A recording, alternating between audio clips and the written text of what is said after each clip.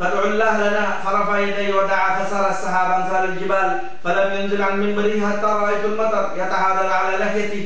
وفي الجمعة الثانية قام ذلك الأعرابي أو غيره فقال يا رسول الله تهدم البناء وغرق المال فادعوا الله لنا فرفع يديه وقال اللهم حوالينا ولا علينا فما يشير إلى ناحية إلا انفرجت.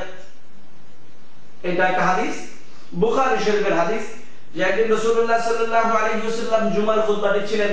এমন টাইমে একজন বেদুইন এসে রাসূলুল্লাহ সাল্লাল্লাহু আলাইহি ওয়াসাল্লামকে বললেন যে ইয়া রাসূলুল্লাহ, অনাবৃষ্টির কারণে আমাদের ধন সম্পদ নষ্ট হয়ে যাচ্ছে, আমাদের বাচ্চাগুলো ভুকা আছে, কারণ বৃষ্টি হয় না, এই কারণে জমিনগুলোতে আমাদের মাঠে ঘাস নেই, ঘাস না থাকার কারণে আমাদের যে সমস্ত ভেড়া বকরি চড়ে, উট চড়ে, এদের দুধ হচ্ছে না, আমাদের জন্য আল্লাহর কাছে দোয়া করেন।